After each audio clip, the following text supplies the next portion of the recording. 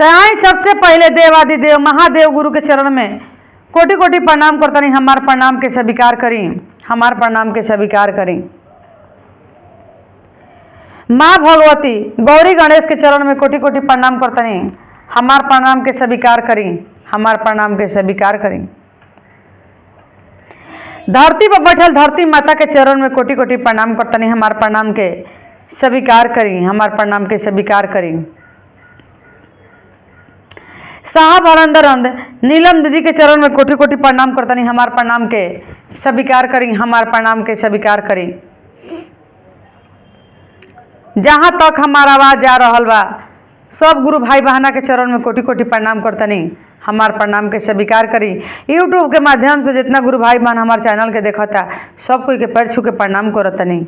हमार प्रणाम के स्वीकार करी। तो आई भैया देखी हम ललिता जी शिव चर्चा एगो बहुत सुंदर चौकी कैसे लगावल जाला एकर तरीका लेके आइल बनी। अच्छा लगी तो चैनल के सब्सक्राइब कर ले, वीडियो के लाइक करब, शेयर करब, कमेंट कइल मत भूलबे भैया। कमेंट में हर हर महादेव जरूर रसभे लिखब। तो देखी चौकी सजावे के तरीका ये है कला शिव चर्चा के। बहुत लोग पूछेला कि ये गुरु बहना चौकी कैसे सजावल जाला, चौकी पर आसन कैसे लागे के चाही, उहे रउरा सभे के बीच में लेके आइल बनी। इहो लेके आइल बनी कि एगो गुरु भैया रहन, बहुत अच्छा सवाल हमरा से कैलन भैया, अच्छा लागल सुन के भैया के सवाल। आ सवाल करे के चाहिए गुरु बहना, जब तक टीचर से हम रउरा क्वेश्चन पूछम ना तो आंसर मिली कहाँ से।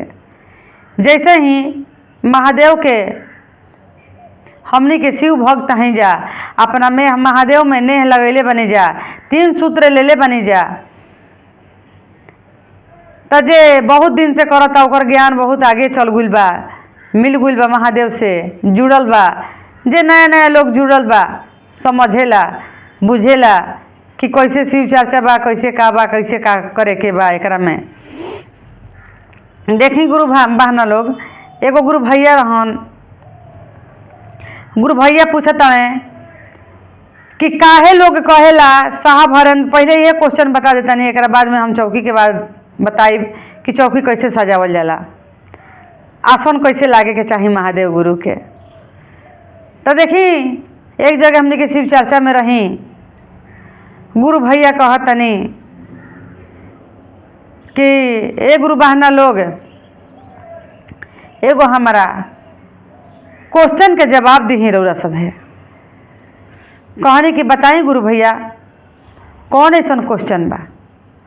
तो क्वेश्चन ये बा, ए शिव चर्चा में हरेंद्रनंद भैया के ह आ नीलम दीदी के हई, ये दोनों जानी पति पत्नी हई या भाई बहन हई। भैया के समझावल गोल कि ना भैया वो दोनों लोग पति पत्नी हैं। नीलम दीदी साहब हरेंद्रनंद पति पत्नी हैं लोग। हमने के बीच में भैया हरेंद्रनंद भाई बहन के रूप में बन के आइल बनी महादेव से नाता रिश्ता जोड़े खातिर।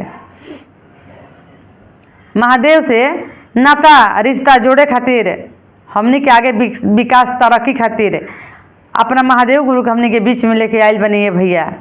यह बात बा, वो लोग भाई बहन ना हो। भैया पूछले जो भैया इस क्वेश्चन कैले बनू है, भैया पूछा तने तो काहे आदमी कहेला कि हरेंद्र भैया नीलम दीदी, तब भाई बहन हा लोग तब न पूछता। कहाइल भैया से कि ये भैया रौरो भैया बानी हमनी के, आ साहेब हरेंद्रनाथ भी भैया बानी, दीदी नीलम भी दीदी बड़ी। जैसे हमनी के सब गुरु बहना बनी जा, तो हमनी के एक माई से जन्म नहीं ले ले, हमनी के अलग अलग माई से जन्म ले ले बनी जा। हमनी के माइयो बाड़ी तो गुरु बहना ही बन गई बड़ी।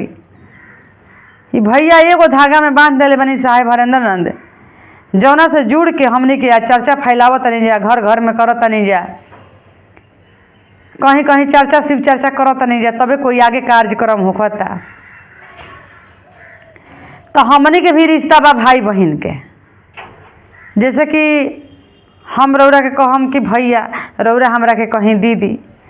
रौर पत्नी जे बाड़ी शिव गुरु में जुट गुल बड़ी और रौरो जुड़ गुल बनी, तो हई पति पत्नी सही में, लेकिन हमनी के तो भाई बहन ही बोलब जा।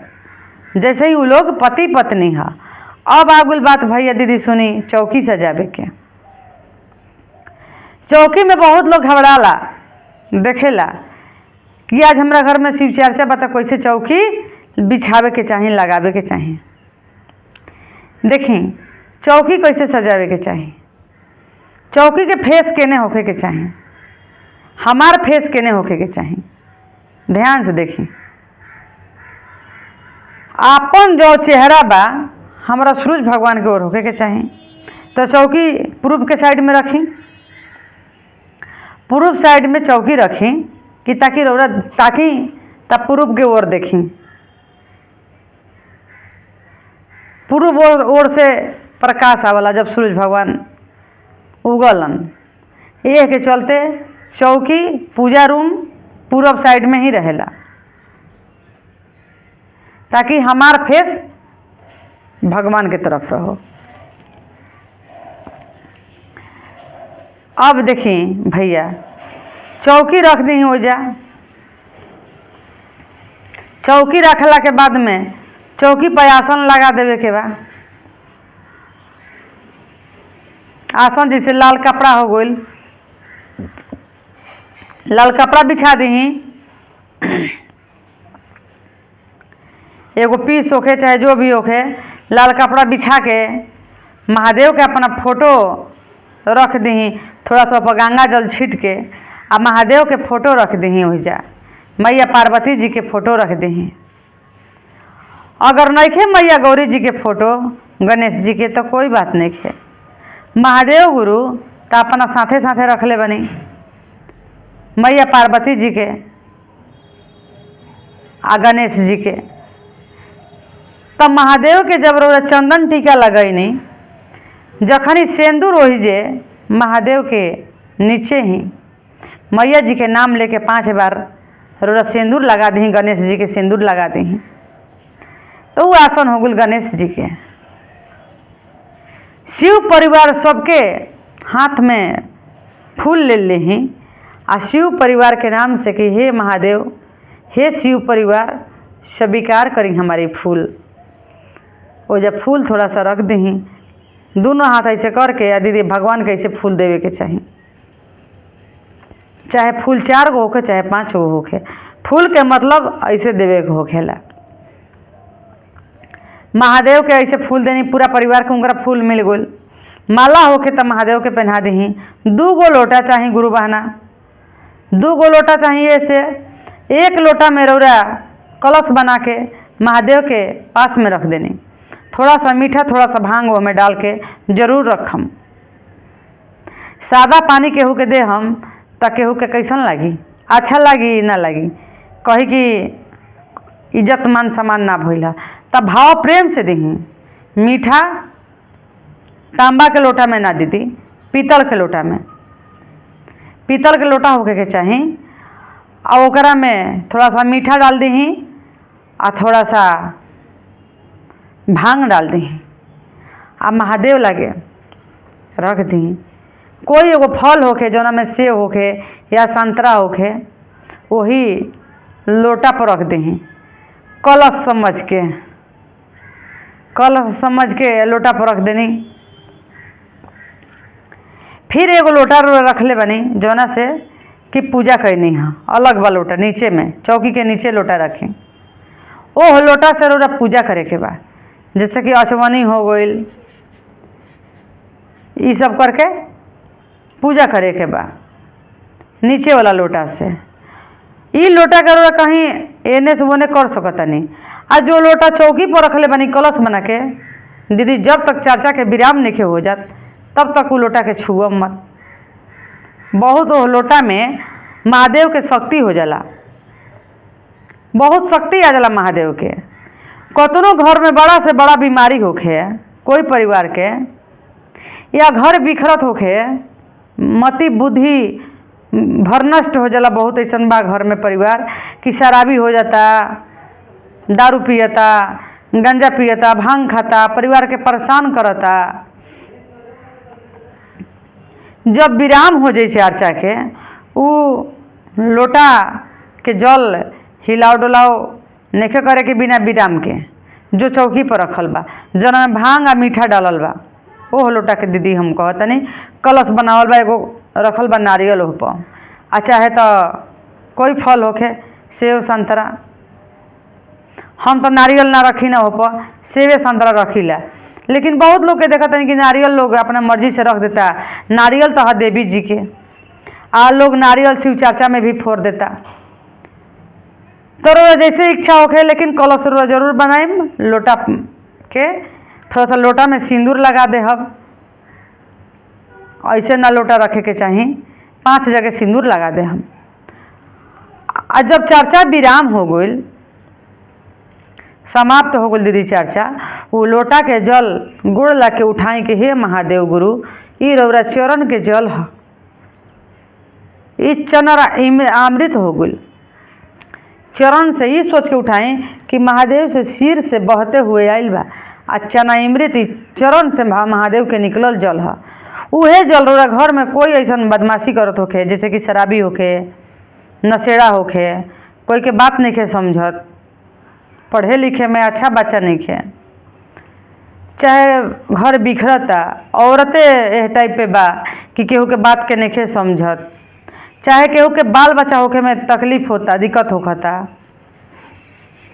रोग दुख से बीमारी से परेशान बा, हर तरह के बीमारी के इलाज उहे चना अमृत बा, चरण के अमृत जो वजह रखल बा, जौन मीठा भांग डाल के और धैले बनी, ओकरे के थोड़ा सा लेके ओकरा हाथ पर दे दही, कहीं कि गोड़ ला के पी जा। केहू से बतावे कहे के नहीं कि हम काहे देनी है, जेकरा खातिर जरूरी बा पहले ओकरा के दही, एक बाद में सबके बांट दही। आ उ जल के ऐसे सोच के दे हम कि नीचे धरती पर ना गिरे के चाही, एको बूंद वो धरती पर ना गिरे के चाही, पैर ना लागे के चाही। अगर गलती से गिर भी गई एक बूंद, तुरंत पानी ले आके अपना आंचल से पोछ दही। ऐसे ना दीदी, आंचल से पोछे के बा। अगर एक बूंद गलती से गिर भी गई तो कोशिश करी कि ना गिरे। आई काम रौरा कह के देखी महादेव में कितना शक्ति बा। अगर भक्ति से रौरा करब तो फल जरूर मिली। वो कह के काम देखी, बिखरल घर वापस आ जी। बहुत ऐसा घर बा कि जरूरी बा महादेव के, जे लगन नइखे लगैले, जे महादेव के नइखे मनले, जे शिव चर्चा में नइखे चलत, घर ही से शिव चर्चा करी। हम कहीं दूर से थोड़े करतनी, अपना घर से शिव चर्चा करतनी। हम लोगों के बीच में फैलावतनी महादेव गुरु के बात, एक से एक बात लेके आवतनी गुरु बहाना लोग, ताकि हमारे गुरु भाई बहाना के घर बाँच जाई, बाल बच्चा विकास करो, तरक्की करो, बिगड़ो ना। जमाना बहुत खराब आ गइल बा, ए के चलते रौरो सब महादेव के आपन बनाई, शिष्य बन के देखी। महादेव गुरु में बहुत दया बा, बहुत शक्ति बा महादेव गुरु में। आ उ जल में बहुत ताकत बा दीदी, बहुत ताकत बा उ जल में। तो ऐसे करके चौकी लगावे के बा, महादेव को जा भोग लगावे के बा, भोग लगा दही, ध दही भोग, भोग के ढक दही। तो ऐसे करके चौकी लगाई, महादेव गुरु दर्शन रख जरूर देव। और अपना बाल बच्चा के जरूर हो जाके जल रोरा सब पिया के देखी, अपना घर परिवार के पिया के देखी कि जल में कितना ताकत बा। 1 महीना के अंदर अंदर में दीदी लोग, भैया लोग पता जरूर चल जी। कहीं भी शिव चर्चा होखत होखे, कहीं भी दूसरों के घरे होत होखे, वजह से कुछ नहीं के करे के, इतना सा जल लेके अपना घर में चलाई। चाहे तो कपटी होखे या गिलास होखे, चाहे कुछ भी होखे, ओकरा में थोड़ा सा ढार लेही। केहू से कह के नहीं लेवे के हम केकरा के पियावे खातिर लेके जाता नहीं ना, मन ही मन दया मांगे के बा तो ओकरा के मन ही मन जलवा के लेके अपना घर में चलाई। मन ही मन उ जल के थोड़ा सा ढारी। केहू टोक दिलस कि काहे खातिर, तो कह देम के गुरु बहाना प्रसाद है, प्रसाद ले जाता नहीं। बस ले आई आ जरा ज़्यादा जरूरी बा ओकरा के पियाई, एक बाद में सब पी के बांट दी घर में, रोरो सब पी ली। तो देखी दीदी बहुत अनुभूति मिली, ऐसे कह के रोरो सब देखम ना, बहुत दया मिली। फिर कमेंट में ज़रूर लिखब।